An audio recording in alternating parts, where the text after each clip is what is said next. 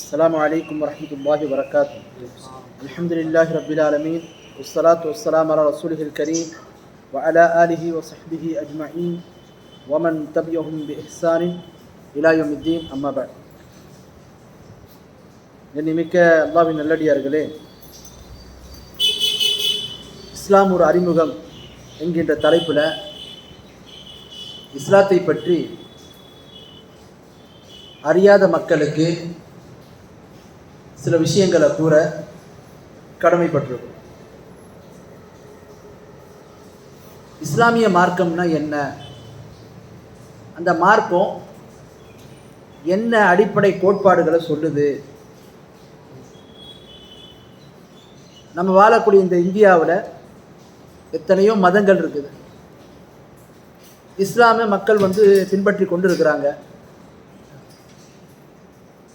இப்போ இஸ்லாமிய கோட்பாடுகளை பிற மத மக்களும் அறிவது மிக மிக அவசியம். ஏன்னு சொன்னால், ஒரு மனிதன் இந்த உலகத்தில் வாழும்போது நேரான பாதையை, நேரான வழியை அறிந்திருப்பது ரொம்ப ரொம்ப அவசியம். நாம் இந்த உலகத்தில் வாழும்போது எந்த ஒரு பொருளை தேர்ந்தெடுப்பதாக இருந்தாலும் அதை நல்ல ஆராய்ந்து தான் அது நமக்கு சரியாக அமையுமா என்பதையெல்லாம் யோசித்து தான் வாங்கணும். இப்போ நீங்கள் ஒரு சட்டை எடுக்க போகிறீங்க, கடைக்கு போனீங்கன்னா அந்த சட்டை நல்லா இருக்குமா, உழைக்குமா, அதனுடைய கலர் போகுமா போகாதா, இதையெல்லாம் என்ன செய்யணுமா ஆராய்ச்சி தான் வாங்குவோம், எடுப்போம். ஒரு சாப்பிட்ற பொருளாக இருந்தால் கூட அதை பற்றி நம்ம என்ன செய்வோம், அக்கறையோடு இது நமக்கு நல்லா இருக்குமா, உடம்புக்கு பாதிப்பு ஏற்படுத்துமா ஏற்படுத்தாதா, அது வேலை நமக்கு சரியாக வருமா வராதா, எல்லாத்தையும் யோசித்து தான் நாம் செய்வோம், சாப்பிடுவோம். அப்போ ஒரு ஆடை என்பது ஒரு 2 வருடம் அல்லது 1 வருடம் அதோடு அது முடிஞ்சு போச்சு. உணவு என்பது நம்மளுடைய தொண்டக்குடியை தாண்டதுக்கப்புறம் அதனுடைய நிலை முடிஞ்சு போச்சு. அப்போ சாதாரண ஒரு அற்பமான விஷயத்திற்கே, சாதாரணமான விஷயத்துக்கே நம்ம இவ்வளோ கவனமாக இவ்வளோ யோசித்து நிதானித்து நம்ம செயல்படும் போது கடவுள் நம்பிக்கையை பற்றி, இந்த உலக வாழ்க்கையில் இறைவன் நம்மளை படைச்சதை பற்றி, இந்த உலகத்தில் நம்ம மரணிச்சதுக்கப்புறம் நம்ம நிலை என்ன என்பதை பற்றி நம்ம யாருமே யோசிக்கிறதே கிடையாது. நம்மளை பல பேர் என்ன செய்கிறாங்க, கண்டும் காணாமலும் ஏதோ நம்மளுடைய பெற்றோர்கள் சொன்னாங்க, நம்ம மூதாதையர்கள் சொன்னாங்க, வாழையடி வாழையாக அதை நம்ம ஃபாலோ பண்ணிவிட்டு அப்படியே வரோம் என்கின்ற நம்பிக்கையில் தான் பரவலாக நம்ம அதை கடந்து போகிறோமே தவிர, நம்ம ஏற்றிருக்கக்கூடிய கடவுள் நம்பிக்கை சரியானது தானா, இது உண்மையானது தானா, இது உண்மையிலேயே நம்மளை வெற்றியின் பக்கம் அழைச்சி செல்லுமா, இது நமக்கு நிம்மதி கிடைக்குமா என்பதையெல்லாம் நம்ம என்ன செய்யணும், பார்க்கணும். இப்போ அந்த அடிப்படையில் பார்த்திங்கன்னா, இஸ்லாமிய மார்க்கத்தை பற்றி நாம் இந்த மார்க்கம் என்ன சொல்லுது, இதை ஏற்றிருக்கக்கூடிய மக்கள் பல நாடுகளில் இருக்கிறாங்க. இப்போ இவங்க யார், இவங்க கோட்பாடு என்ன என்பது நமக்கு தெரியும். இப்போ அந்த அடிப்படையில் பார்க்கும்போது இஸ்லாம் முக்கியமான பல கோட்பாடுகளை சொன்னாலும் அதில் ஆரம்பமாக நம்ம அறிய வேண்டிய அம்சங்கள் 3 இருக்குது. இஸ்லாமிய மார்க்கத்தில் அதனுடைய கோட்பாடுகள், அதனுடைய நம்பிக்கை சார்ந்த அம்சங்கள் பல விஷயங்கள் இருந்தாலும் ஒவ்வொரு மனிதனும் ஆரம்பமாக ஒரு 3 விஷயங்களை தெரிந்து வைத்திருக்க வேண்டும். என்னென்ன விஷயம்? முதல்ல கடவுள் நம்பிக்கையை பற்றி தெரியும். இறைவனை யார், அவன் எப்படிப்பட்டவன், அவனை எப்படி அறியறது, அவனுடைய தனித்தன்மைகள் என்ன, அவனுடைய குணநலன்கள் என்ன, பண்புகள் என்ன, அவனை நாம் எப்படி அறிகிறது, இது நமக்கு தெரியும். 2வது, நபிகள் நாயகம் என்று ஒரு இறை தூதர் வந்தார். அவர் யார், அவருடைய பங்கு என்ன, அவர் என்ன செய்தார், அவர் எப்படி வாழ்ந்தார் என்கின்ற விவரங்கள் தெரியும். 3வது, இந்த உலகத்தில் ஒவ்வொரு மனிதனும் ஒரு நாள் மரணிக்கக்கூடிய, கடவுள் மறுப்பு கொள்கையில், அதாவது கடவுளே இல்லைன்னு சொல்லி நாத்திகராக இருக்கவங்க கூட ஏற்றுக்கிட்ட ஒரு விஷயம் என்னென்னு சொன்னால், ஒரு நாளைக்கு இந்த உலகத்தில் நம்ம எல்லாருமே மரணிக்கிறவங்க, எல்லாருக்கும் ஒரு நாள் மரணம் இருக்குது. இப்போ மரணிக்கிறோம். மரணித்ததோடு நம்முடைய வாழ்க்கை முடிஞ்சிடுதா? இல்லை. அங்கே தான் இஸ்லாம் சொல்லுது இன்னொரு வாழ்க்கை இருக்கிறது, மரணத்துக்கு அப்புறம் ஒரு வாழ்க்கை இருக்கிறது. அதைத்தான் இஸ்லாம் மறுமை வாழ்க்கை என்று சொல்லுது. இப்போ அது குறித்து சில விவரங்களையும் சுருக்கமாக உங்களுக்கு நான் தெரியப்படுத்துகிறேன்.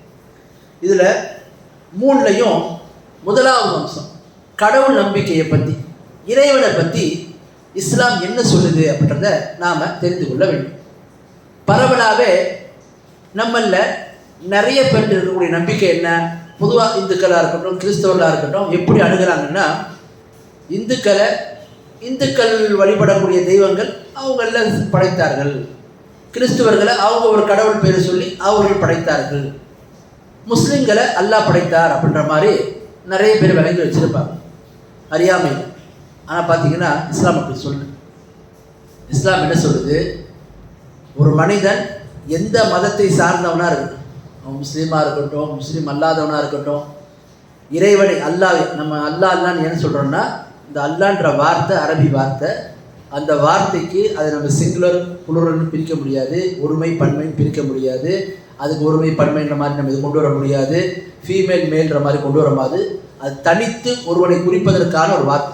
அதனால தான் அந்த வார்த்தையை அல்லான்னு நம்ம சொல்கிறோம். பாருங்கள், அப்போது இஸ்லாமிய மார்க்கம் அப்போ முஸ்லீம்கள் அல்லாஹ் படைத்தான்ற மாதிரி நினைக்கிறோம். ஆனால் இஸ்லாம் என்ன சொல்லுது? இல்லை, இந்த உலகத்தில் யாராக இருந்தாலும் சரி அனைத்து ஜீவராசிகளையும் அனைத்து மனிதர்களையும் படைத்தது அல்லாஹ் ஒருவர் தான். அவங்க இந்து மதத்தை ஏற்றுக்கொண்டிருக்கட்டும், கிறிஸ்துவ மதத்தை ஏற்றுக்கொண்டிருக்கட்டும், அல்லாஹ் மீது ஈமான் கொண்டு நம்பிக்கை கொண்டு அல்லாஹ்வை வணங்கக்கூடியவர்களாக இருக்கட்டும், கடவுளே இல்லைன்னு சொல்லக்கூடிய நாத்திக கொள்கையில் உள்ளவர்களாக இருக்கட்டும், இந்த உலகத்தில் உள்ள எல்லா படைப்பினங்களையும் ஜீவராசிகளையும் படைத்தது யாருன்னு சொன்னால் அல்லாஹ் தான்.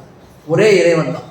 அந்த இறைவன் தான் என்னையும் படைத்தான், உங்களையும் படைத்தான், மற்ற எல்லா மக்களையும் படைத்தான். இஸ்லாம் அந்த அடிப்படையை தான் சொல்லுது. அப்போ இஸ்லாமிய மார்க்கத்தை பொறுத்த வரைக்கும் அதனுடைய அடிப்படையே இதுதான். மனிதர்கள் அனைவரையும் படைத்தது ஒரு இறைவன் தான், வேற இறைவன் இல்லை. அந்த ஒரு இறைவன் தான் நம்மை படைத்து நமக்கு தேவையான அனைத்து அம்சங்களையும் செய்து கொடுக்குறோம். நம்ம சுவாசிக்கக்கூடிய காற்று, நம்ம உண்ணக்கூடிய உணவு, நமக்கு தேவையான மலை, நமக்கு தேவையான துணை, நமக்கு தேவையான வாரிசுகள், நமக்கு ஏற்படக்கூடிய நன்மைகள், நம்மை விட்டு ஏற்படக்கூடிய அபாயங்களை தடுக்கிறது, இவை அனைத்தும் அந்த ஒரு இறைவன் தான் என்ன செய்யலாம். இதைத்தான் இஸ்லாம் நமக்கு ஆழமாக சொல்லுது. பாருங்க, அல்லாஹ் திருக்குரான் வேதத்தில் சொல்கிறான், ஹலக்கஸ் சமாவாதி பிகைரி அமரின் தரவுனஹா. நீங்கள் அல்லாஹ் சொல்கிறான், வானத்தை தூண்களே இல்லாமல் அல்லாஹ் படைச்சிருக்கான். வானத்தை தூண்களே இல்லாமல் அல்லாஹ் படைத்திருக்கிறான், அதனை நீங்கள் பார்க்கின்றீர்கள். இப்போ நம்ம ஒரு கட்டடம் கட்டுறோம், என்னத்தை தான் நம்ம பெரிய ஒரு ஆராய்ச்சி என்ன இருந்தாலும் டெக்னாலஜி இருந்தாலும் அதுக்கு பில்லர் இல்லாமல் தூண் இல்லாமல் ஒரு கட்டடத்தை கட்டவே முடியாது. ஆனால் பாருங்கள், வானம் இவ்வளோ பிரம்மாண்டமான ஒரு படைப்பு. அந்த படைப்பை அல்லாஹ் படைச்சிருக்கான். அதை பற்றி அல்லாஹ் குர்ஆனில் சொல்கிறான். இதெல்லாம் அத்தாச்சு. நீங்கள் வானத்தை பார்க்குறீங்க, அதை படைச்சா அல்லாஹ் எப்படி படைச்சிருக்கான்? தூண்களே இல்லாமல் படைச்சிருக்கான். அதை நீங்கள் பார்க்குறீங்க. வானில் எங்கேயா தூண் இருக்கா? வானத்துக்கு எங்கேயா தூண் இருக்கா? இல்லை. ஒரு கூரை நம்ம போடுறதா இருந்தால் கூட 4 பில்லர் இல்லாமல் போட முடியாது. ஆனால் இவ்வளோ பிரம்மாண்டமான படைப்பு வானத்தை நம்ம பார்க்குறோம், தூணே இல்லாமல் அல்லாஹ் என்ன செஞ்சிருக்கிறான்? அதை படைத்திருக்கிறான். அடுத்து அல்லாஹ் சொல்கிறான், வல்காஃபில் அரபி ரவாசி அன் தமீத பிக்கும். மேலும் அல்லாஹ் பூமியில் மலைகளை நட்டு அதை ஆடாத மாதிரி அல்லாஹ் ஆக்கியிருக்கான். மலைகளை ஏற்படுத்தி அவை அசையாதவாறு வைத்திருக்கிறான். அடுத்து அல்லாஹ் சொல்கிறான் பாருங்க, வபஸ்த ஃபீஹா மின் குல்லி தாப்பா. ஒவ்வொரு ஊர்ந்து செல்லக்கூடிய படைப்பினத்தையும் நாம் என்ன செஞ்சிருக்கிறோம்? இந்த பூமியில் பரவ செய்திருக்கிறோம். எல்லா ஜீவராசிகளும் இதில் வந்துடும். வஅன்ஸல்னா மினஸ் ஸமாஇ மாஅன் ஃபஅம்பத்னா ஃபீஹா மின் குல்லி ஸௌஜின் கரீம். வானத்திலிருந்து மேகமூட்டத்தில் நம்ம என்ன செய்கிறோம்? உங்களுக்கு மழையை பொழிய செய்கிறோம், நீரை இறக்குகிறோம். அந்த மழையை கொண்டு ஒவ்வொரு புற்பூண்டு அந்த தாவரங்கள்லாம் நாம் அதனை முளைக்க செய்கின்றோம். அல்லாஹ் கேட்குறான், ஹாதா ஹல்குல்லா. இதெல்லாம் அல்லாஹ்வுடைய படைப்பு. மனுஷனை படைச்சதாக இருக்கட்டும், மற்ற ஜீவராசிகளை படைச்சதாக இருக்கட்டும், வானத்தை படைச்சதாக இருக்கட்டும், பூமியை படைச்சதாக இருக்கட்டும், பூமி ஆடாமல் இருப்பதற்காக வேண்டி மலைகளை முளைகளாக ஆக்கியதாக இருக்கட்டும், இது எல்லாமே அல்லாஹ்வுடைய படைப்பு. அல்லாஹ் கேட்குறான், இதெல்லாம் அல்லாஹ்வுடைய படைப்பு. ஃபருணி மாதா கலகல்லதீன மின் தூனி, நீங்கள் காட்டுங்க அல்லாஹ்வை தவிர்த்து நீங்கள் எவற்றை வணங்குகின்றீர்களோ அவை எவற்றை படைத்தது என்பதை நீங்கள் எங்களுக்கு காட்டுங்க. நீங்கள் இந்துவாக இருக்கலாம், கிறிஸ்தவராக இருக்கலாம், போய் வானத்தை படைச்சது யாருன்னு கேட்டால் எந்த கிறிஸ்தவரும் இயேசு நபின்னு சொல்ல மாட்டாங்க. எந்த ஒரு இந்துவும் வானத்தை படைச்சது யார், பூமியை படைச்சது யார், இந்த தெய்வம் அந்த தெய்வம் சொல்ல மாட்டாங்க. ஏன்? இயல்பிலேயே நம்முடைய உள்ளத்தில் என்ன இருக்குன்னு சொன்னால் படைத்தவன் ஒருவன் தான், படைத்தவன் ஒருவன் தான் என்பது நம்முடைய இயல்பிலே உள்ள அம்சம். அதனால தான் மனிதர்கள் சில நேரங்கள் அவங்களுக்கு பாதிப்புகள் ஏற்படும் போது, துன்பங்கள் ஏற்படும் போது எத்தனையோ தெய்வங்களை வணங்குவாங்க. எல்லாத்தையும் விட்டுட்டு கைகளை தூக்கி மேலே தூங்குவாங்க, கடவுளே என்னை காப்பாத்து. ஏன்? ஒவ்வொரு மனிதனுடைய உள்ளத்தில் உள்ள அம்சம் என்னென்ன, ஒரு இறைவன் தான் நம்மை படைத்தான்னு சொல்லி. அப்போ அவன் தான் கேட்குறான், இதெல்லாம் படைச்சது அல்லாஹ், இதெல்லாம் படைச்சது அந்த ஒரு இறைவன். நீங்கள் காட்டுங்க, வேற அல்லாஹ்வை தவிர்த்து, அந்த உண்மையான இறைவனை தவிர்த்து வேறு யார் இதை படைத்தார் என்று காட்டுங்கள். வலித் வாலிமூன ஃபீ ضلال முபீன், அநியாயக்காரர்கள் தெளிவான வழிகேட்டில் இருக்கிறார்கள், தவறான பாதையில் இருக்கிறார்கள் என்று அல்லாஹ் இந்த வசனத்தில் தெரியப்படுத்துவான்.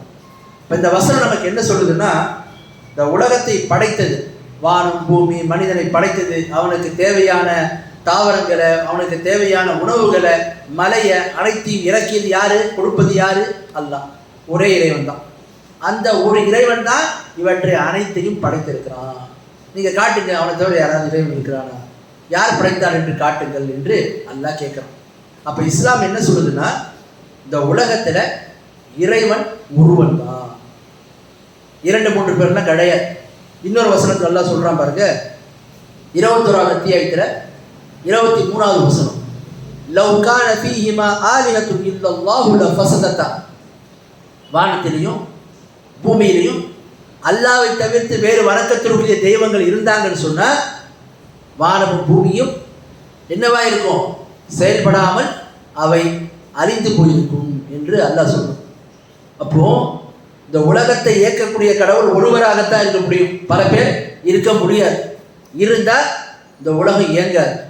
காப்பதற்கு ஒரு இறைவன், படைப்பதற்கு ஒரு இறைவன், அழிப்பதற்கு ஒரு இறைவன் சொன்னால் இந்த பூமி என்ன செய்யாது? இயங்காது. ஒருவர் காப்பதற்காக வேண்டி பாதுகாப்பதற்கு முடிவெடுத்திருப்பார், இன்னொரு தெய்வம் அந்த குறிப்பிட்ட பொருளை அழிப்பதற்காக முடிவெடுத்திருப்பார். இப்போ அந்த பொருள் காப்பாற்றப்படுமா அழிக்கப்படுமா? அப்போ என்ன ஆகும்? கடவுளுக்குள்ளே மோதல் இருக்கும். அதனால தான் இஸ்லாம் சொல்லுது, இறைவன் ஒருவன். ஒரு பேருந்தை 2 பேர் ஓட்ட முடியாது. இந்த பக்கம் நான் ஓட்டுகிறேன், அந்த பக்கம் நீங்கள் ஓட்டுகிற 2 ஸ்டைல் வச்சு ஓட்ட முடியாது. அப்போ ஒவ்வொரு விஷயத்தை நம்ம பார்க்குறோம், இயக்குவது ஒருவராக இருக்க போய் தான் இந்த உலகம் எந்த விதமான ஒரு முரண்பாடும் இன்றி, எந்த விதமான குழப்பமும் இன்றி இயங்குது. என்னைக்காவது இரவிற்கு பிறகு இரவே வந்திருக்குதா? என்னைக்காவது பகல் முடிஞ்சதுக்கு அப்புறம் பகலே வந்திருக்குதா? இல்லை. இரவு பகல் மாறி மாறி அதனுடைய இயக்கத்தில் சரியாக போயிட்டு இருக்குது.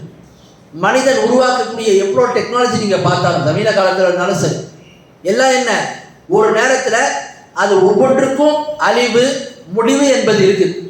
ஆனால் நாம் பார்க்குறோம், இந்த வானம் பூமி தோற்றுவிக்கப்பட்ட நாளில் அதுக்குன்னு ஒரு குறிப்பிட்ட தவணை வரைக்கும் இருக்குது. அந்த தவணை வர்றதுக்கு முன்னாடி வரைக்கும் அதனுடைய இயக்கத்திலேயோ, அதனுடைய ஓட்டத்திலேயோ, அதனுடைய நிர்வகிப்பதிலேயோ எவ்விதமான ஒரு முரண்பாடுகளோ, ஒரு மோதல்களோ, ஒரு முரண்பாடோ நம்ம பார்க்கவே முடியாது. அப்போ இது இவ்வளோ துல்லியமாக இயங்குதுன்னு சொன்னால் இவை வீணாக படைக்கப்பட்டிருக்குமா? இதை யாருமே இல்லாமல் படைச்சிருப்பாங்க? நாத்திகர்கள் சில பேர் இருக்கிறார், என்ன பண்ணுறாங்க? கடவுள் மறுப்பு கொள்கையில் இருக்கிறவங்க, இறைவன் என்பதெல்லாம் கிடையாது. இப்போ மனிதன் எப்படி வந்தான்?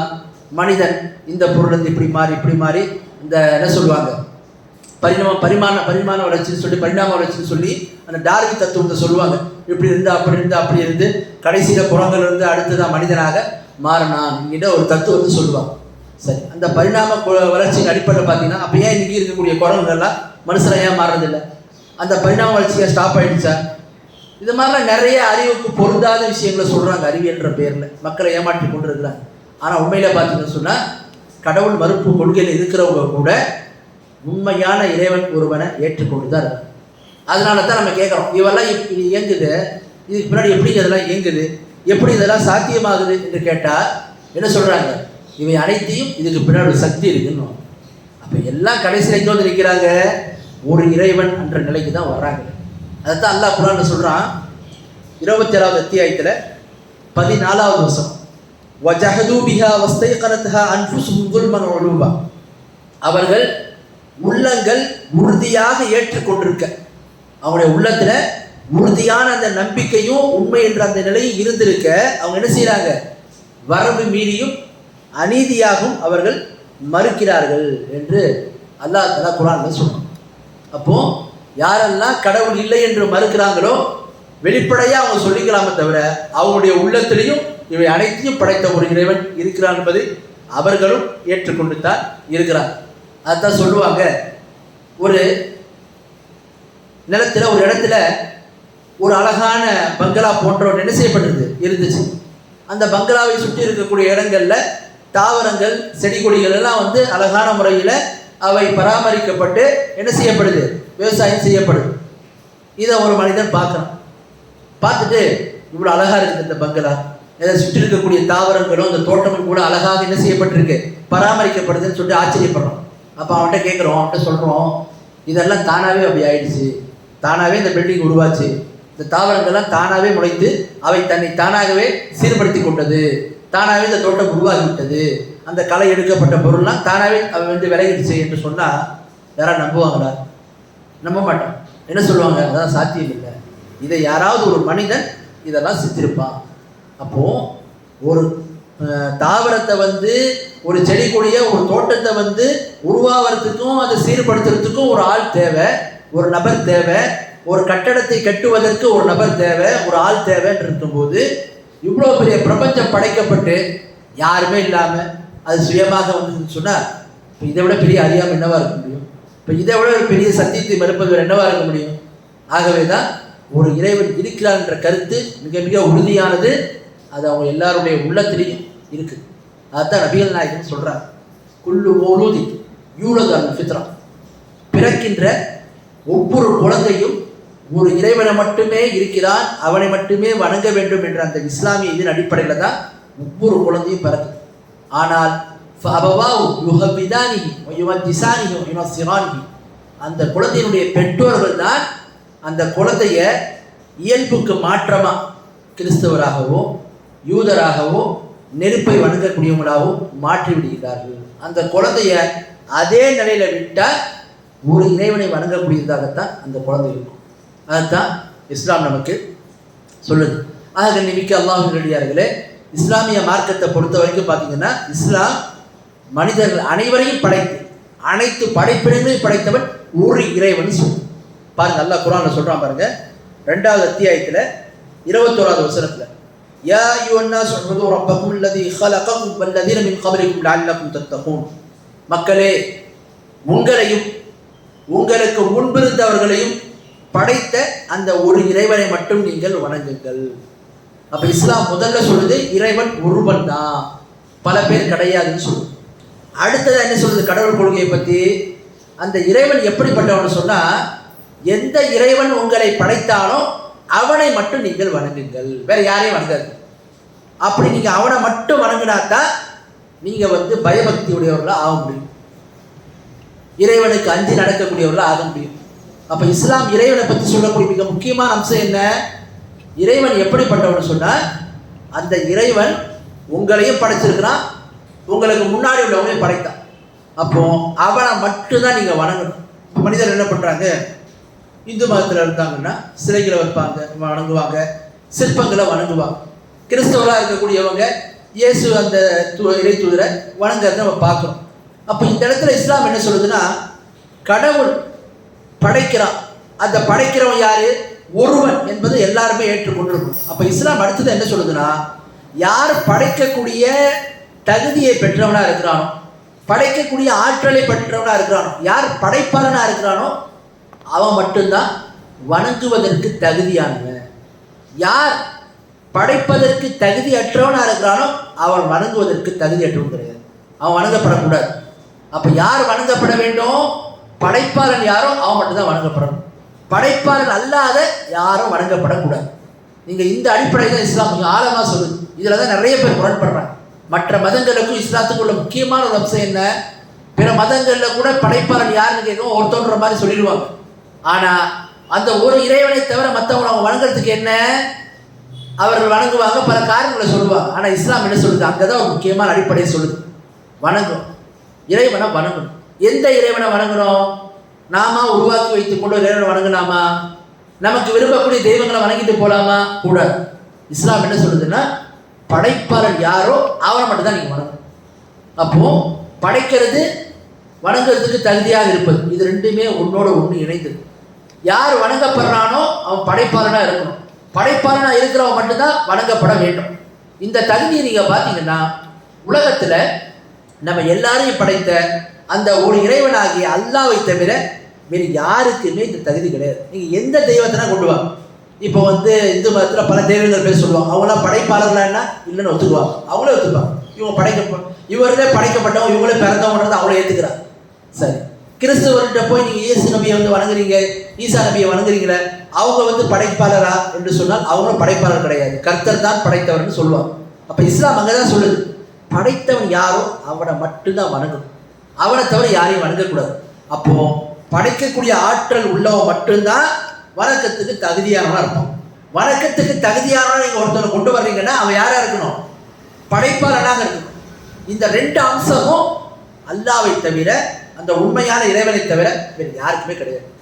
அதனால தான் இஸ்லாம் கடவுள் கொள்கையை பற்றி சொல்லும்போது இந்த அடிப்படை நமக்கு சொல்லுது. இதை நம்ம விளக்கிட்டோன்னு சொன்னால் நிறைய தடுமாற்றங்கள்ல இருந்தோம், தவறான வழிகள்ல இருந்தோம் நம்ம ஒன்று விளக்கிறோம். கொஞ்சம் யோசிச்சு பாருங்க, ஒரு மனிதன் கடவுளா இருக்க முடியாது. ஏன்? படைக்கப்பட்டவனே அவனை ஒருத்தவன் படைச்சான். அப்போ படைக்கப்பட்டவன் அவன் என்ன ஆகிட்டான்? அந்த பலகீனன்ற ஒரு நிலையை அடைஞ்சிட்டான். ஒரு மனிதன் படைக்கப்பட்டான்னா அவனுக்கு என்ன நிலை ஏற்படும்? அப்போ அந்த மனிதன் படைக்கப்பட்டான்னா தாயினுடைய வயிற்று இருந்திருப்பான், பலகீனத்தில் இருந்திருப்பான், அவன் பிறந்திருப்பான், பிறக்கப்பட்டது இதெல்லாம் என்ன? ஒரு கடவுளை ஒரு இதை சார்ந்தவன் இருந்தவனா இருக்கும். அப்போ படைப்பார் என்பவன் படைக்கப்பட்டவனா இருக்கிறான்னு சொன்னா, வணங்கக்கூடியவன் படைக்கப்பட்டவனா இருக்கிறான்னு சொன்னா அவன் அந்த தகுதியை பெறவே முடியாது. அதனால தான் இஸ்லாம் படைக்கப்பட்டவன் கடவுளாக ஆகவே முடியாதுன்னு சொல்லு. கடவுள் என்பவனுக்கு குடும்பங்கள் இருக்கும், அவனை படைத்த பெற்றோர்கள், அவனை சுமந்த தாய் தந்தையர் இருப்பாங்கன்னு சொன்ன இதெல்லாம் இஸ்லாம் சொல்லணும். இப்போ அல்லாஹ் எப்படிப்பட்டவன்? அல் அவ்வல், அவன் தான் முதன்மையானவன். அல்லாஹ்வுக்கு முன்னாடி யாரும் கிடையாது. படைப்பாளன் இவர் இந்த கடவுளுக்கு இவர் அப்பா அம்மா, அவங்களுக்கு அவங்க அப்பா அம்மா, அவங்களுக்கு அவங்க அப்பா அம்மான்னு சொன்னா இது என்ன ஆகும்? இது ஒரு குடும்ப அமைப்புல வந்துடும். இஸ்லாம் என்ன சொல்லுது? இறைவன் எப்படிப்பட்டவன் சொன்னா அவனுக்கு எந்த விதமான, அவன் முதன்மையானவன், அவனுக்கு முன்னாடி கிடையாது. அவன் தான் இறுதியானவன், அவனுக்கு அப்புறம் ஒன்றும் கிடையாது. அப்போ இந்த அடிப்படை நாம விளங்கணும். அடுத்து பாருங்க. சரி, இப்போ நாம ஒரு விஷயத்தை விளங்கிட்டோம், படைப்பாளன் ஒருத்தவன் தான், அந்த ஒரு படைப்பாளன் மட்டும்தான் வணங்குவதற்கும் தகுதியானவன், அவனை தவிர யாரும் கிடையாது என்று ஏற்றுக்கோங்க. இப்போ அடுத்து வாங்க, அந்த ஒரு இறைவனை எப்படி நம்ம அறியாது, அந்த உண்மையான இறைவனை எப்படி நம்ம தெரிந்து கொள்வது, இது நமக்கு தெரியும். அதுக்கு தான் இஸ்லாம் ஒரு முக்கியமான அம்சத்தை நமக்கு தருது. என்ன? கடவுள் என்று சொன்னால் அவன் எப்படிப்பட்டவனாக இருக்க வேண்டும் என்பதை பற்றி சொல்லும்போது இஸ்லாம் சில விஷயங்களை சொல்லுது. என்ன? கடவுள் என்பவன் யாரு? குல் ஹுவல்லாஹு அஹத், நபியே நீங்கள் சொல்லுங்கள் அல்லாஹ் ஒருவன் தான். நபியே நீங்கள் சொல்லுங்கள் அல்லாஹ் ஒருவன் தான். அடுத்து அல்லாஹ் எப்படிப்பட்டவன்? அந்த உண்மையான இறைவன் எப்படிப்பட்டவன்? அல்லாஹு ஸமத், அல்லாஹ் தேவையற்றவன். இப்போ கடவுள் என்று நாம ஒருத்தவனை முடிவு பண்றோம்னா எப்படிப்பட்டவனா இருக்கணும்? எந்த தேவையும் அவனுக்கு இருக்கக்கூடாது. கடவுளுக்கு எந்த ஒரு தேவையும் இருக்கக்கூடாது, அவன் தான் கடவுளா இருக்க முடியும். கடவுள் தூங்குவார், கடவுள் அவர் என்ன செய்வார்? விளையாடுவார், கடவுள் களைப்படைவார், கடவுள் ஓய்வெடுப்பார், கடவுள் மனைவியோடு இல்லறத்தில் ஈடுபடுவார், கடவுள் குழந்தை உடைய பெற்றுக் கொள்வார் என்று சொன்னால் அவர் கடவுளா இருக்க முடியுமா? இப்போ கடவுளுக்கு எந்த ஒரு தேவையும் இருக்கக்கூடாது. அப்ப கடவுளுக்கு எந்த ஒரு தேவை இருக்குன்னா தேவை உள்ளவன் கடவுளாக இருக்கவே முடியாது. இஸ்லாம் அதான் சொல்லுது. கடவுள் என்பவன் எப்படிப்பட்டவனா இருக்கணும்? அவனுக்கு எந்த தேவையும் இருக்கக்கூடாது. இப்போ நாம இருக்கிறோம், நம்ம 4 நாள் சாப்பிடலன்னா ரொம்ப பலகீனம் ஆகிடும், ரொம்ப நாள் சாப்பிடாம இருந்தால் செத்து போயிடும், 4 நாள் தூங்கினா பல பேர் பைத்தியமாகி போயிடும், பல நாள் தூங்கினா செத்து போயிடும். அப்போ மனிதனுக்கு தேவை என்னவா இருக்கு? உணவு தேவையா இருக்கு, தூக்கம் தேவையா இருக்கு, ஓய்வு தேவையா இருக்கு. ஏன்? மனிதன் பலவீனமானவனாகும், அவனுக்கு இந்த தேவைகள்லாம் இருக்கும். கடவுளும் தூங்குவார், கடவுளும் சாப்பிடுவார், கடவுளும் வந்து என்ன செய்வார், குடும்பத்தோடு இருப்பார்னு சொன்னால் அவர் எப்படி கடவுளாக இருக்க முடியும்? இப்போ இந்த பலகீனங்கள் எல்லாம் கடவுளுக்கும் இருக்குன்னா மனுஷனுக்கு கடவுளுக்கு என்னதான் வித்தியாசம்? இப்போ இஸ்லாம் அதான் சொல்லுது, கடவுள் என்பவன் நீங்கள் அறிய வேண்டுமா, வாங்க. கடவுள் என்பவன் எப்படிப்பட்டனா இருக்கணும்? அவனுக்கு எந்த ஒரு தேவையும் இருக்கக்கூடாது. இப்போ முஸ்லீம்கள் பார்த்தீங்கன்னா என்ன பண்ணுவாங்க, ஹஜ்ஜி பெருநாள் அன்று, இந்த குர்பானி பெருநாள் அன்று ஆடெல்லாம் அறுப்பாங்க. அறுத்து இறைவனுக்காக அறுப்பணும். இறைவனுக்காக அறுத்து எல்லாமே அவன் போய் வச்சிட மாட்டார். இறைவன் சொல்கிறான், நீங்கள் என்ன செய்யுங்க, அதை அறுத்து ஏழை எளிய நீங்களும் உண்ணுங்கள், ஏழை எளிய மக்களுக்கும் கொடுங்கள், உங்களுடைய உறவினர்களுக்கும் தாங்கன்றோம். அப்போது அறுக்கிறது அந்த இறைவன் சொன்னான்றதுக்காக அறுப்போம். அது அவனுக்கு தேவை கிடையாது. அந்த அல்லாஹ் குர்ஆன்ல சொல்கிறான், லை யனால அல்லாஹ் லுஹூமுஹா வலா திமாஹுஹா வலாக்கின் யனாலுஹு தக்வா மின்கும். அந்த குர்பான் இறைச்சி, அந்த இறைச்சியினுடைய மாமிசமோ ரத்தமோ அல்லாஹ்வை சென்றடைவது. மாறா என்ன சென்றடையுது? அதை அறுக்கிறாங்க பார்த்தீங்களா, அதை அறுக்கக்கூடிய மனிதனுடைய உள்ளத்தில் இருக்கக்கூடிய பயபக்தி தான். கடவுளுக்கு அஞ்சலாம் பார்த்தீங்களா, அதுதான் இறைவன் வரைக்கும் போகுது. இந்த கறி இதெல்லாம் எங்கே போகுது? அல்லாஹ் இறைவன் மற்ற மக்களுக்கு கொடுக்க சொல்கிறோம், அவங்களுக்கு தான். அப்போ கடவுளுக்கு எந்த ஒரு தேவையும் கிடையாது. கடவுள் பெயரால் இஸ்லாமிய மார்க்கத்தில் ₹1 சொல்ல முடியாது, 1 பைசா சொல்ல முடியாது. ஏன்? கடவுளுக்கு எந்த ஒரு தேவையும் கிடையாது. அப்போ இஸ்லாம் ஏழை எளிய மக்களுக்கு தான தர்மங்கள் செய்வது என்பது, அவங்களுக்கு உதவுவது என்பது இஸ்லாம் அது என்ன செய்யுது, இறைவன் நம்ம மீது கடமையாக்கியது அல்லது நமக்கு வலியுறுத்தி சொல்லக்கூடியது. அதை தாண்டி அது இறைவனுக்கு என்ன செய்யாது, அதில் ஒன்றுமே சேராது. நம்ம அதை வந்து கடவுள் சொன்னால், அவன் சொல்லக்கூடிய கட்டளையை பின்பற்றி நடந்தோம் என்று சொன்னால் அதற்கான நன்மைகள் மட்டும்தான் கிடைக்கும். கடவுள் என்பது எப்படிப்பட்டவனா இருக்கணும், எந்த தேவையும் இருக்கக்கூடாது. அடுத்து பாருங்க, இஸ்லாம் 3வது 4வது சொல்லுது என்ன, கடவுள் எப்படிப்பட்டவன் சொன்னால், அவன் யாராலும் யாரையும் பெறவும் இல்லை, யாராலும் பெறப்படவும் இல்லை. கடவுள் என்பவனுக்கு குழந்தை குட்டியும் கிடையாது, கடவுள் என்பவனுக்கு பெற்றோர்களும் கிடையாது.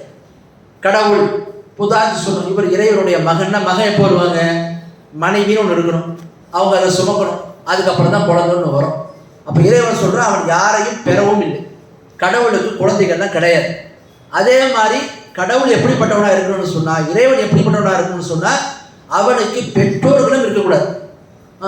இவர்கள் தான் கடவுளுடைய பெற்றோர்கள்னா, அப்போ கேட்போம், அந்த பெற்றோரை படைச்சது யார் ஒரு கேள்வி வரும். அப்போ இஸ்லாம் என்ன சொல்லுது, கடவுள் எப்படிப்பட்டவன் என்று சொன்னால் அவனுக்கு பெற்றோர்களும் இல்லை, குழந்தை குட்டியும் கிடையாது, மனைவி மக்களும் கிடையாது, பெற்றோர்களும் கிடையாது. கடவுள் எப்படிப்பட்டவன். அடுத்து 5வது வலம் யகுல் லஹு குஃபுவன் அஹத், அவனுக்கு நிகராக வேறு எந்த ஒன்றுமே இல்லை. அல்லாஹ்வுக்கு நிகராக, உண்மையான இறைவனுக்கு நிகராக வேறு எந்த ஒன்றுமே இல்லை. எதையும் நம்ம அதோடு ஒப்பிடவும் முடியாது, சமமாக ஆக்கவும் முடியாது. அதுதான் கடவுள். இவர் கடவுளை மாறி தூங்க மாட்டார், எந்த தேவையும் இல்லாதவர், அனைத்தையும் படைத்தவர் அப்படின்னு யாரையுமே சொல்ல முடியாது. இப்போ கடவுளுக்கு நிகராக யாருமே இல்லை. இந்த 5 விஷயத்தை ஒருத்தர் சரியாக விளங்கிட்டார்னா உண்மையான இறைவனை அறிந்து கொள்வார். என்னென்ன? இறைவன் ஒருவன் தான், அல்லாஹ் ஒருவன் தான்.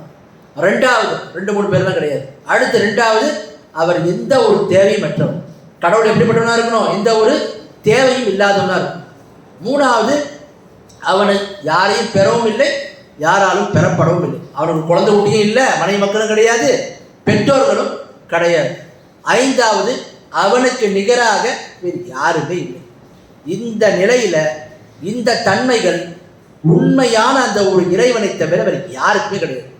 அதனால தான் இஸ்லாமிய மார்க்கம் இந்த கடவுள் கொள்கையை பற்றி சொல்லுது. இதற்கு ஆதாரங்களும் சான்று பகிருது, நம்முடைய அறிவும் இதை ஏற்றுக்குது. இயல்பு தானே. ஒவ்வொரு மனிதர்கிட்ட கேட்குறோம், எங்கள் கடவுள் கொள்கை இருக்கார், கடவுள் தூங்குறாரு, இப்போ கடவுளேன்னு ஒருத்தன் கத்துறான், கூப்பிடாதுப்பா கடவுளை, அவர் தூங்கிட்டு இருக்கிறாரு, இப்போ கடவுளை நீ கூப்பிடாது, அவர் மனைவியோடு இருக்கிறாரு என்று சொன்னால் அவருடைய கடவுளாக இருக்க முடியும்.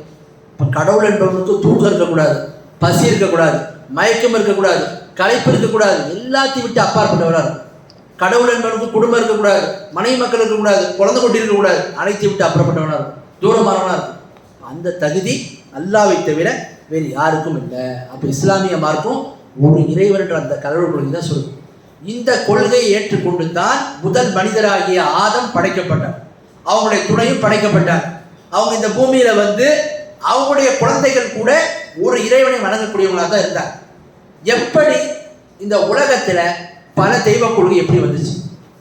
பல தெய்வங்களை வணங்கக்கூடிய இந்த கொள்கை, ஒரு இறைவன் தான் நம்மளை படைச்சிருக்கான் போது அந்த ஒரு இறைவனை விட்டுட்டு பல தெய்வங்களை வணங்கக்கூடிய கொள்கை எப்படி வந்துச்சுன்னு பார்த்தீங்கன்னா, அல்லாஹ் குர்ஆன்ல சொல்றான்.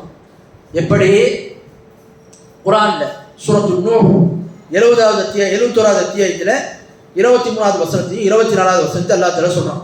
வகாலு லா ததருன்ன ஆலிஹத்தக்கும் வலா ததருன்ன வத்தன் வலா சுவாஅ வலா யகூஸ வயஊக வனஸ்ரா வகத் அதல்லு கதீரா வலா தஜிது ظالمين இல்லா ضلالا. அல்லாஹ் சொல்றான், நூஹ் நபி, அதாவது ஆதம் நபியிலிருந்து முதல் மனிதர் படைக்கப்பட்ட அந்த ஆதம்லேருந்து ஒரு 10 தலைமுறை வரைக்கும் மக்கள் ஒரு இறைவனை மட்டுமே, அந்த அல்லாவை மட்டுமே வணங்கக்கூடியவர்களாக இருந்தாங்க. அதுக்கப்புறம் என்ன ஆகுது பாருங்க, அவங்க சமூகத்தில் சில நல்ல மக்கள் மரணிச்சிடுறாங்க. அந்த மக்கள் பேர் என்ன? வத்து, சுவா, யகூஸ், யஊக், நஸ்ர் என்று சொல்லக்கூடிய 5 முக்கியமான தலைவர்கள் ஒரு சமுதாயத்தில் ஆதம் நபியுடைய வழித்தொடரில் வர்றாங்க. அவங்கள வழித்தொடரில் வந்தவங்க தான் அந்த 5 பேர். இவங்க மரணிச்சதுக்கு அப்புறம் ஷைத்தான், சாத்தான் அன்று வாழ்ந்த அந்த மக்கள் உள்ளத்தில் ஒரு எண்ணத்தை போடுறான். என்ன எண்ணத்தை போடுறான்? ஏப்பா, இவங்கெல்லாம் உங்களோட இருந்தவங்க நல்ல மக்கள், உங்களை விட்டு போயிட்டாங்க. அப்போ அவங்க நினைவார்த்தமாக நீங்கள் ஏதாவது செய்ய வேண்டாமா? நீங்கள் என்ன செய்யுங்க, அவங்களுடைய தோற்றத்தில் நீங்கள் சிலைகளை செய்யுங்கள், அந்த அவங்க வடிவத்தில் நீங்கள் சிலைகளை வடிவமைங்கள் என்ற மாதிரி என்ன செய்யலாம், அந்த எண்ணத்தை போடுறோம். இப்போ அவங்க என்ன பண்ணுறாங்க, அதை பார்த்தா நமக்கு ஒரு ஞாபகம் வரணுன்றதுக்கு அவனுடைய வடிவமைக்கிறாங்க. இப்போ காலம் செல்ல செல்ல அவங்களுடைய குழந்தைகள் வந்தாங்க. நம்ம பெற்றோர்கள் இந்த தெய்வங்களுக்கு, இந்த மக்களுக்கெல்லாம் ரொம்ப மதிப்பு கொடுத்தாங்க, நாமளும் என்ன செய்வோம், அதிகமாக மதிப்பு கொடுப்போம் என்று மதிப்பு கொடுக்க ஆரம்பித்தாங்க. இப்படி காலம் செல்ல செல்ல என்னாச்சு, அவை வணங்கப்படக்கூடிய தெய்வங்களாகவே ஆக்கப்பட்டுச்சு. இந்த உலகத்தில் ஒரு இறைவனை விட்டுட்டு பல தெய்வ கொள்கை வழிபாடு எப்படி வந்துச்சு? உண்மையான இறைவனை விட்டுட்டு மக்கள் பல தெய்வத்துக்கு பக்கம் போகிறதுக்கு தான் காரணம். என்ன? வரம்பை மீறினாங்க. எதிரில் வரம்பை மீறினாங்க. மனிதர்களை நாங்கள் கண்ணியப்படுத்துகிறோம், அவங்களை மதிப்பு கொடுக்க போகிறோன்ற பேரில் அவங்களுடைய உருவப்படங்களை, சிலைகளை செய்து வச்சாங்க. இப்படித்தான் இந்த உலகத்தில் சிலை வழிபாடும் பல தெய்வ வழிபாடும் வர ஆரம்பிச்சு. இதை விளக்கத்துக்கு சின்னதாக பாருங்களேன். இன்றைக்கி நிறைய வீட்டில் பார்க்கலாம். என்ன பண்ணுவாங்க, ஒரு 4 சிலையை வச்சுருப்பாங்க வீட்டில் வணங்குறதுக்கு. அடுத்த 5வது சிலையை ஃபோட்டோ காப்பி எடுத்து அவங்க பெற்றோருடைய ஃபோட்டோ, இறந்தவங்க ஃபோட்டோ வச்சுருப்பாங்க, அவங்களே வணங்குவாங்க. காலப்போக்கில் என்ன, அவங்களோட தெய்வமாகிடுவாங்க. இப்படி சிலைகளை, சிற்பங்களை உருவாக்குறதுக்கு இப்படி தான் என்ன பண்ணுறாங்க, அவங்களுடைய பெற்றோர்கள், மூதாதையர்கள், அவங்களுக்கு முன்னாடி போனவங்கள நல்ல மக்கள்ன்ற பேரில் வரம்பு மீறி அவங்களை நாம் கண்ணியம் கொடுக்குறோம், மரியாதை தருகிறோம் என்று கடைசியில் வணங்க பிரிக்கிறார், அவங்கள வணங்குறார். இஸ்லாம் என்ன சொல்றது? தப்பு. வணக்கம் என்பது அடிபணிவது ஒருத்தவனுக்கு மட்டும்தான். அவனை தவிர நீங்கள் யாருக்கு அடிபணியக்கூடாது. ஒரு இறைவனாக நம்ம படைத்த அந்த அல்லாவிற்கு மட்டும்தான் நீங்கள் வணக்கத்தை செலுத்தணும். அவனுக்கு மட்டும்தான் நீங்கள் அடிபணிய வேண்டும். அவனை விட்டு நீங்கள் வேற யாருக்கு என்ன செய்யக்கூடாது, அடிபணியக்கூடாது. அதனால தான் இஸ்லாமிய மார்க்கத்தில் ஒரு இறைவனை தவிர யார் காலையும் விட மாட்டான், சாஷ்டாங்கம் செய்ய மாட்டான். ஏன்? அது படைத்த ஒரு இறைவனுக்கு மட்டுமே சொந்தமான. அவனை தவிர அம்மா அப்பா காலில் விழுறது, அண்ணங்காலில் விழுறது, அதே மாதிரி பெரியவங்க காலில் விழுறது, நாங்கள் ஆசீர்வாதம் வாங்குறது, இதெல்லாம் கூடாது இஸ்லாத்தில். ஏன்? இஸ்லாமிய மார்க்கம் எப்படிப்பட்ட மார்க்கம்னா, சுயமரியாதையை ஒரு மனிதன் இன்னொரு மனிதன் முன்னாடி இழக்கக்கூடாதுன்னு சொல்லுது. யாருக்கு மட்டும் நம்ம அடிபணினோம்? நம்மை படைத்து பரிபாலிக்கக்கூடிய அந்த ஒரு இறைவனுக்கு மட்டும்தான் அடிபணியும். அவனை தவிர வேறு யாருக்கும் அடிபணியக்கூடாது என்பதை இஸ்லாம் சொல்றதுனால தான் என்ன செய்யணும், நம்ம ஒரு இறைவனை தவிர முஸ்லீம்கள் யாரையும் வணங்க மாட்டாங்க. அப்போ எப்படி இந்த உலகத்தில் பல தெய்வ கொள்கை வழிபாடு வந்துச்சுன்னா இப்படி தான் வந்துச்சு. அதனால தான் இஸ்லாமிய மார்க்கத்தில் கண்ணியம் அளிக்கிறோம், மரியாதை செய்கிறோம் என்று வரம்பு மீறுவதெல்லாம் மார்க்கம் தடுக்குது. அப்போ ஒரு இறைவனை மட்டும் வணங்கணும். அந்த ஒரு இறைவன் யாரு? அவன் தான் அனைத்தையும் படைத்தவன். அந்த படைத்த ஒருவன் மட்டும்தான் வணக்கத்துக்கு தகுதியாக இருப்பான். அவன் எப்படிப்பட்டவன் என்கிற விவரத்தை எல்லாம் நாம அறிந்து கொண்டோம். அடுத்து பாருங்க, இஸ்லாம் சொல்லக்கூடிய 2வது முக்கியமான ஒரு விஷயம் என்ன? தூதுத்துவம். தூதுத்துவம்னா என்ன? அதாவது அல்லாஹ் தஆலா மக்களை படைத்ததற்கு அப்புறம் மக்களை அப்படியே விட்டுல, ஒவ்வொரு காலப்போக்கிலையும் ஒவ்வொரு காலத்துக்கு தேவையான நேரத்தில் அந்த மக்களிலிருந்தே ஒரு மனிதரை தேர்ந்தெடுத்து அவரை தூதராக, தூதர்னா மெசேஞ்சர், அதாவது கடவுளுடைய அந்த தீர்க்கதரிசியாக, கடவுள்கிட்ட செய்திகளை வாங்கி மக்களுக்கு சொல்லக்கூடிய நபராக ஒவ்வொரு காலத்திலும் சிலர் அனுப்பணும். உதாரணத்துக்கு நீங்கள்லாம் கேள்விப்பட்டிருப்பீங்க, ஆதம் நபியாக இருக்கட்டும், அவங்களுக்கு அப்புறம் அந்த நோவான்னு சொல்லுவாங்க, அந்த நபியாக இருக்கட்டும், ஆபிரகாம், இப்ராஹிம் நபியாக இருக்கட்டும், மூசா நபியாக இருக்கட்டும், நபிகள் நாயகம் ஸல்லல்லாஹு அலைஹி வஸல்லம் முன்னாடி வந்த ஈசா இயேசு அவங்களா இருக்கட்டும், அதே மாதிரி நபிகள் நாயகமாக இருக்கட்டும், இப்படி ஒவ்வொரு காலகட்டத்திலையும் இறைவன் தூதர்களை அந்த தீர்க்கதரிசிகளை அனுப்புகிறான். எதுக்காக வேண்டி அனுப்பி மக்களுக்கு அந்த சத்தியத்தை, உண்மையான நேர்வழியை, கடவுள் புறத்திலிருந்து கிடைக்கக்கூடிய வேதத்தை எடுத்து சொல்லணும். இதுக்கு தான் அல்லாஹ் தஆலா ஒவ்வொரு காலகட்டத்திலையும் தூதர்களை அனுப்பணும். இங்கே தான் கிறிஸ்தவ மதமும் இந்து மதமும் முரண்படுறாங்க. எப்படி? இந்து மதத்தில் பார்த்தீங்கன்னா அவங்களுடைய நம்பிக்கை என்ன? கடவுள் என்பவர் மனிதர்களை திருத்துவதற்காக வேண்டி மக்கள் அனுப்ப மாட்டார், மக்கள் வந்து ஒரு ஆளை தேர்ந்தெடுக்க மாட்டார், கடவுளே அவதாரம் எடுத்து வருவார். அதுதான் கிருஷ்ண அவதாரம், அந்த அவதாரம், இந்த அவதாரம் என்று சொல்லுவாங்க. அப்போ இங்க என்ன அவங்க விளங்கி வச்சிருக்கிறாங்கன்னா, மனிதனை திருத்துவதற்கு கடவுளே அவதாரம் எடுத்து வருவார் சொல்றாங்க. ஆனா இஸ்லாம் என்ன சொல்லுது? இல்லை, மனிதனை திருத்துவதற்கு கடவுள் அவதாரம் எடுத்து வர வேண்டிய அவசியம் இல்லை. அது கடவுளுடைய தகுதிக்கே தகுந்தது கிடையாது. மனிதனை திருத்துவதற்கு மனிதர்கள்லேருந்தே ஒரு ஆள் அல்லாஹ் என்ன செய்யறான்? தீர்க்கதரிசியாக, தூதராக நியமித்து அனுப்புறோம். உதாரணத்துக்கு பாருங்க, ஆடு மேய்க்கிறோம், மாடு மேய்க்கிறோம். ஆடு யார் மேய்ப்பா? நான் ஆடு மேய்க்க போகிறேன் என்பதற்காக வேண்டி நான் ஆடாக விரும்புகிறேன். யாரும் ஆடா மாறுவாங்களா? மாடு மேய்க்கக்கூடிய ஒருத்தவங்க மாடை மேய்க்கிறதுக்கு நம்ம மாடா மாறணும் யாராவது விரும்புவாங்களா? விரும்ப மாட்டோம். ஏன்? நாம மனிதராக இருக்கிறோம், அதுக்கு பகுத்தறிவு கிடையாது, நமக்கு பகுத்தறிவு கிடையாது. பகுத்தறிவு இருக்குது, அதுக்கு இல்லை. அதுவும் மனிதர்களுக்கு சுமக்குது, நம்மளும் சுமக்குது. எல்லாம் சில விஷயங்கள் ஒத்து வந்தாலும் பகுத்தறிவு என்பதை நம்ம என்ன செய்யறோம்? அதை விட மேலான நிலையில் இருக்கிறோம். அப்போ மேலான நிலையில் இருக்கக்கூடிய ஒரு மனிதன் கீழான நிலையில் இருக்கக்கூடிய ஒரு ஜீவராசியை போன்று மாறுவதற்கு ஒருபோது விரும்ப மாட்டோம்.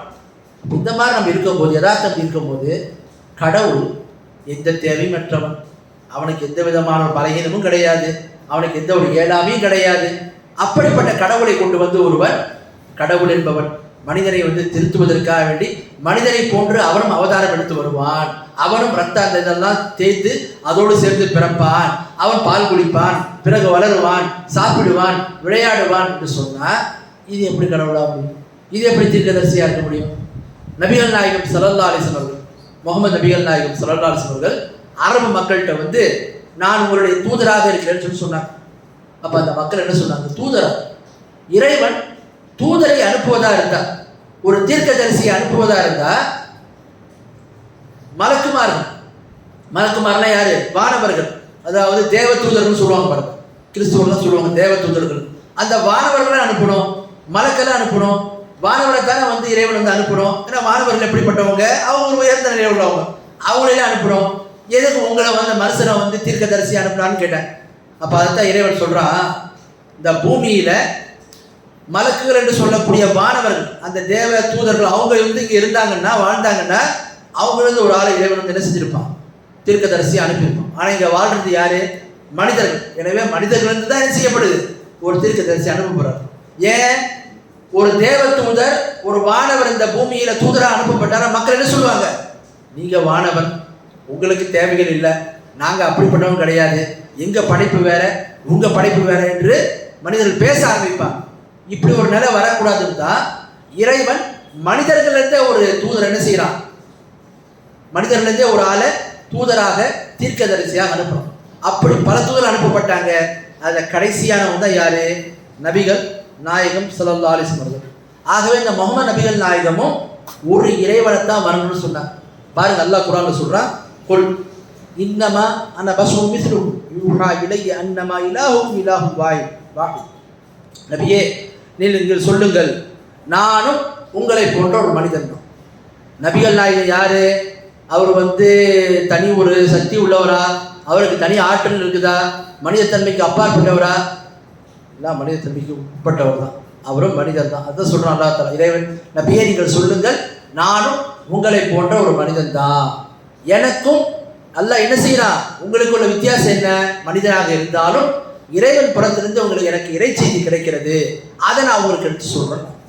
அப்ப நபிகள் நாயகமும் மனிதன் தான், அவங்களுக்கும் பலகீனம், இயலாமை எல்லாமே இருந்துச்சு.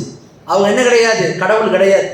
அப்போ ஒவ்வொரு காலகட்டத்தில் மனிதர்கள்ல இருந்தே ஒரு தூதரை இறைவன் அனுப்பணும். அப்படி அனுப்பப்பட்ட தூதர் தான் நபிகள் நாயகம். அவங்களுக்கு முன்னாடி அனுப்பப்பட்ட தூதர் தான் யாரு? ஈசா நபி, இயேசு. அல்லாஹ் குர்ஆன்ல ஈசா அலைஹிஸ்ஸலாம் பத்தி சொல்றான், இன்னல்லாஹ ரப்பி வ ரப்புக்கும் ஃபஅபுதூஹு ஹாதா ஸிராத்துல் முஸ்தகீம். நிச்சயமாக அல்லாஹ் அவன்தான் என்னுடைய இறைவனும் உங்களுடைய இறைவனும், அவனை மட்டுமே நீங்கள் வணங்குங்கள், இதுதான் நேரான வழி என்று ஈசா நபி சொன்னாங்க, இயேசுவும் சொன்னாங்க என்று அல்லாஹ் தஆலா குர்ஆன்ல சொல்றோம். அப்ப இயேசு நபி படைக்கப்பட்ட விதம், அவங்க செய்த பணி அனைத்தையும் அல்லாஹ் தஆலா குர்ஆன்லயே குறிப்பிடுறோம், குர்ஆன்லயே சொல்றோம். அப்ப உலகத்துல வந்த எல்லா நபிமார்களும் ஒரு இறைவனை வணங்க வேண்டும் என்கின்ற கருத்தை தான் மனிதர்களிருந்தே ஒரு நல்ல மக்கள் அல்லாஹ் என்ன செய்வான், தேர்ந்தெடுத்து அவர்களுக்கு இந்த பணியை கொடுத்தா. அப்படி கொடுக்கப்பட்டவங்க தான் நபிகள் நாயகம். அவங்க மரணித்து விட்டார்கள். ஆகவே அவங்க இந்த இஸ்லாம் என்கின்ற மார்க்கத்தை நமக்கு கொடுத்துருக்குறாங்க, அந்த மார்க்கத்தை பின்பற்ற வேண்டும். இஸ்லாம் என்பது என்ன? நபிகள் நாயகம் மட்டும் தனியாக சொன்ன மார்க்கமா? இல்லை. நபிகள் நாயகத்துக்கு முன்னாடி இயேசு நபி வந்தாங்க, அவங்க எந்த மார்க்கத்தை சொன்னாங்க? இஸ்லாம் தான் சொன்னாங்க. அவங்களுக்கு முன்னாடி மோசே வந்தாங்க, மோசேவுடைய மார்க்கம் என்ன? மூசா நபியுடைய மார்க்கம் என்ன? இஸ்லாம் தான். அவங்களுக்கு முன்னாடி ஆபிரகாம் வந்தாங்க, ஆபிரகாம் நபியுடைய மார்க்கம் என்ன? இஸ்லாம் தான். நூஹ் நபி வந்தாங்க, அவங்களுடைய மார்க்கம் என்ன? இஸ்லாம் தான். இப்போ உலகத்தில் வந்த எல்லா நபிமார்களும், எல்லா தீர்க்கதரிசிகளும், எல்லா தூதர்களும் சொன்ன மார்க்கம் ஒரே ஒரு மார்க்கம் தான். என்ன மார்க்கம்? இஸ்லாம் தான். ஆகவே அந்த இஸ்லாமிய மார்க்கத்தை யார் ஒருவர் ஏற்றுக்கொண்டிருக்கிறாரோ அவர் வெற்றி பெறுவார். யார் அதை ஏற்க மாட்டார்களோ அவங்க தோல்வி அடைவாங்க, நஷ்டம் அடைவாங்கன்னு இஸ்லாம் சொல்லுவாங்க. அடுத்து பாருங்க, கடைசி அம்சம் என்னன்னு சொன்னா, இஸ்லாமிய மார்க்கம் மூன்றாவது முக்கியமான நம்பிக்கை சொல்லுது. என்ன? இந்த உலகத்துக்கு அப்புறம் ஒரு வாழ்க்கை இருக்கிறது. இந்த உலகத்துக்கு அப்புறம் ஒரு வாழ்க்கை இருக்கிறது. அல்லாஹ் குர்ஆன்ல சொல்றான், அஃபஹஸிப்தும் அன்னமா خلقناكم عبثا وانكم الينا لا ترجعون. நபியே, அல்லாஹ் தஆலா இந்த வசனத்தை சொல்றான், நான் உங்களை வீணுக்காக படைத்தோம் என்று நீங்கள் எண்ணிக்கொண்டிருக்கிறீர்களா? இறைவன் கேட்கிறான், அல்லாஹ் கேட்கிறான், மக்களே உங்களை நான் வீணுக்காக படைத்தோம் என்று நீங்கள் எண்ணிக்கொண்டிருக்கிறீர்களா?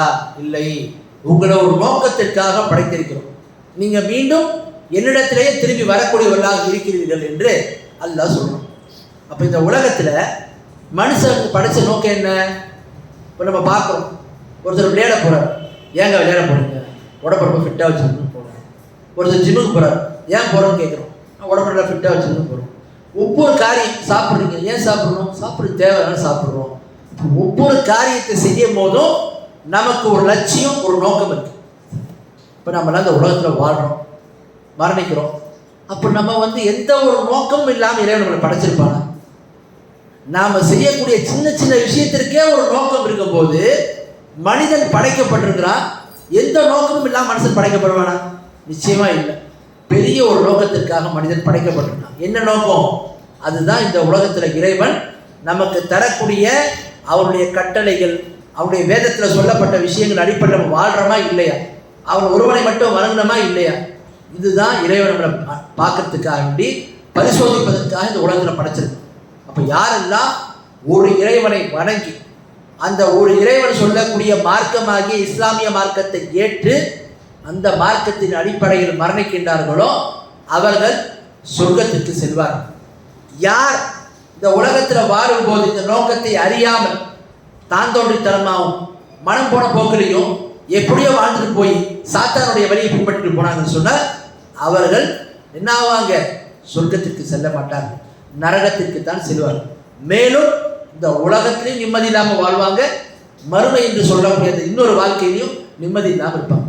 எனவே தான் இஸ்லாம் மனிதனை படைத்து பரிபாலித்து அவனுக்கு வேதத்தினுடைய தகவல்களை கொண்டு வந்து சேர்த்து நேரான வழி இது, தவறான வழி இது, இது சத்தியம், இது அசத்தியம் அனைத்தையும் பிரித்து காட்டி மறுமை வாழ்க்கைக்காக நம்ம தயார்படுத்தும். அல்லாஹ் குர்ஆன்ல சொல்றான் பாருங்க, فَمَنْ يَعْمَلْ مِثْقَالَ ذَرَّةٍ خَيْرًا يَرَهُ وَمَنْ يَعْمَلْ مِثْقَالَ ذَرَّةٍ شَرًّا يَرَهُ. ஒருவர் இந்த உலகத்தில் வாழும்போது அணு அளவு நன்மை செய்தாலும் அதற்கான பிரதிபலனை அவர் பார்ப்பார் மறுமையில். இந்த உலகத்தில் வாழும்போது ஒருத்தர் அணு அளவு தீமை செய்தாலும் அதற்கான பிரதிபலனை அவர் அங்கே பார்க்கிறோம். எத்தனையோ அநியாயக்காரர்கள் அநியாயம் செய்கிறாங்க, எந்த விதமான தண்டனையும் இல்லாமல் தப்பித்து செல்கிறார்கள். எவ்வளோ பேர் பாதிக்கப்பட்டவங்க இருக்கிறாங்க, அவங்களுக்கு உண்மையான நீதி கிடைக்கல. அப்போ பாதிக்கப்பட்டவனுக்கு நீதி எங்கே கிடைக்கும்? யார் அநீதி செய்தாலும் அவனுக்கு எங்கே என்ன செய்ய தண்டனை அவனுக்கு எங்கே கிடைக்கும்? அதுதான் இஸ்லாம் சொல்லுது. இந்த உலகத்துக்கு அப்புறம் ஒரு வாழ்க்கை இருக்கிறது. அந்த மறுமை வாழ்க்கையில ஒவ்வொரு மனிதன் என்ன செய்யப்படுவான்? விசாரிக்கப்படுவான். மாலிக் யௌமித்தீன், நியாய தீர்ப்பு நாளின் அதிபதி. இந்த உலகம் ஒரு நாள் என்ன செய்யப்படும்? முழுமையாக அழிக்கப்படும். அழிக்கப்பட்டதுக்கு அப்புறம் முதல் மனிதன்ல இருந்து கடைசி மனிதன் வரைக்கும் யாரெல்லாம் இந்த உலகத்துல வந்தார்களோ அவர்கள் அனைவரும் விசாரிக்கப்படுவார். எப்படி வாழ்ந்தாய்? ஒரு இறைவனை மட்டும் வணங்கினாயா இல்லையா? நம்பிக்கை கொண்டாயா இல்லையா? சரியான பாதையை தேர்ந்தெடுத்து நடந்தாயா இல்லையா? இஸ்லாமிய மார்க்கத்தை ஏற்றுக்கொண்டாயா இல்லையா? இவை அனைத்தை குறித்து விசாரிக்கப்படும். இதுல ஒருத்தவன் சரியா இருந்த பதிலளித்தான்னு சொன்னா சொர்க்கத்திற்கு செல்வான். அப்படி இல்லை என்று சொன்னால் அவன் நரகத்திற்கு செல்வான் என்று சொல்லி அல்லாஹ் தஆலா சொல்றான். கடைசியா பாருங்க, நிறைய பேருக்கு சந்தேகம் வரலாம். என்னப்பா இது, இன்னும் மறுமை வாழ்க்கைன்னு சொல்றாரு, ரெண்டாவது ஒரு வாழ்க்கைன்றாரு. இந்த உலகத்துல மனிதன்லாம் மரணிச்சதுக்கு அப்புறம் மீண்டும் எழுப்பப்படுவாங்கன்றாரு. ஒரு மனிதன் மரணிச்சதுக்கு அப்புறம் நம்ம புதைக்கிறோம், எரிக்கிறோம், அவன் சாம்பலாகி வருகிறான், மண்ணோடு மக்கி அவனுடைய எலும்புகள்லாம் மக்கி இதாயிடுது, மக்கி போயிடுது. அதுக்கப்புறம் இறைவன் எப்படி அவரை படைப்பான் என்று சிலருக்கு சந்தேகம் வரலாம். மக்கத்து காபிர்களுக்கும் இந்த சந்தேகம் இருந்தது. நபிகள் நாயகம் காலத்துல வாழ்ந்த மக்கத்து காபிர்களுக்கு கூட இந்த சந்தேகம் இருந்துச்சு, மீண்டும் இறைவன் எழுப்புவானான். அப்ப அல்லாஹ் குர்ஆன்ல சொல்றான், وَضَرَبَ لَنَا مَثَلًا وَنَسِيَ خَلْقَهُ قَالَ مَنْ يُحْيِي الْعِظَامَ وَهِيَ رَمِيمٌ قُلْ يُحْيِي الَّذِي أَنشَأَهَا أَوَّلَ مَرَّةٍ وَهُوَ بِكُلِّ خَلْقٍ عَلِيمٌ. அல்லாஹ் சொல்றான் அந்த வசனத்துல, அவன் என்ன செய்யறான்? நமக்காக வேண்டி ஒரு உதாரணத்தை கேட்கிறான். என்ன உதாரணம்? அப்படி சொல்றான், தன்னுடைய படைப்பை மறந்து விட்டு, தான் படைக்கப்பட்ட விதத்தை மறந்து விட்டு, மனிதர்களுடைய எலும்புகள்லாம் மக்கி போனதுக்கு அப்புறம், மனுஷனை இறந்ததுக்கு அப்புறம் புதைச்சிட்டாங்கன்னா காலம் போக போக என்ன, அவனுடைய உடல்கள் எல்லாம் மண் தின்று எலும்புகள்லாம் மக்கி போயிடும். அப்போ கேட்டாங்க மக்கத்து காபிர்கள், எலும்பெல்லாம் மக்கி போய் யார் அதை மீண்டும் உயிர்ப்பிப்பாங்க, எப்படி உயிர்ப்பிக்க முடியும் என்று கேட்டாங்க. அப்போதுதான் நபியே நீங்கள் சொல்லுங்க, யார் அவர்களை முதலில் படைத்தார்? முதல்ல எப்படி படைச்சான் இறைவனு? ஒண்ணுமே இல்லாம இருந்து ஒரு இந்திரிய துளி மூலமா மனிதனை அல்லாஹ் தஆலா படைத்தான். ஏற்கனவே படைத்த அவனுக்கு மக்கி போன எறும்பை மீண்டும் படைக்கிறது சிரமமா? இல்ல, நிச்சயமாக அவன் அனைத்தையும் படைப்பவன், அனைத்தையும் அறிந்தவன் என்று சொல்லி அல்லாஹ் தஆலா சொல்றான். ஆக நபிக்கு அல்லாஹ்வுடையார்களே, இஸ்லாமிய மார்க்கம் இந்த மறுமை வாழ்க்கையை குறித்து நம்பிக்கை சொல்லுது. அதனால தான் முஸ்லீம்கள் நீங்க பரவலா பார்த்தீங்கன்னா அவர்கள் பாவங்கள்லேருந்து விலகி இருக்கிறதுக்கும் நன்மைகள்ல அதிகமாக ஈடுபடுறதுக்கும் அவங்களுக்கு இந்த நம்பிக்கை தான் தூண்டுகோலாக இருக்கு. ஏன்? இறைவன் நம்மளை மறுமையில விசாரிப்பான்ற ஒரு பயம், நம்மள்கிட்ட கேள்வி கேட்பான், விசாரணை நடத்துவான்ற ஒரு பயம். எனவே இஸ்லாமிய மார்க்கத்தை ஏற்றிருக்கக்கூடிய நாம அந்த மார்க்கத்தை உண்மை என்று மார்க்கம் சொல்லுது. அந்த மார்க்கத்தினுடைய முக்கியமான நம்பிக்கைகள் இதுதான். இதை ஒரு மனிதன் அறிந்து விலகி வந்தான்னு சொன்னா அவனுடைய மறுமை வாழ்க்கை வெற்றியாக இருக்கும். இதை ஒரு மனிதன் அறியாம இருந்தான்னு சொன்னா கை செய்யப்பட்டவனா ஆயிடுவான். ஆகிய இஸ்லாமிய மார்க்கத்தினுடைய அடிப்படையான அம்சங்கள்ல சில முக்கியமான தகவல்கள், இறைவன்னா யாரு, நபிகள் நாயகம்னா என்ன, அவங்களுடைய பணி என்ன, மற்ற தீர்க்கதரிசிகள் என்ன, அவங்களுடைய பணிகள் என்ன, இந்த உலகத்துக்கு அப்புறம் உள்ள மறுமை வாழ்க்கையினுடைய அவசியம் என்ன என்பதை குறித்து சில விளக்கங்களை நான் உங்களுக்கு தெரியப்படுத்தினேன். எந்த விஷயத்தை நான் சொல்லணும் அது சரியான முறையில் விளங்குவதற்கும் அது பற்றிய தெளிவை உள்ளத்தில் ஏற்படுத்துவதற்கும் அல்லாஹ்விடத்திலே நான் பிரார்த்தனை செய்கின்றேன். வஆஹிரு தஅவானா அல்ஹம்துலில்லாஹி ரப்பில் ஆலமீன்.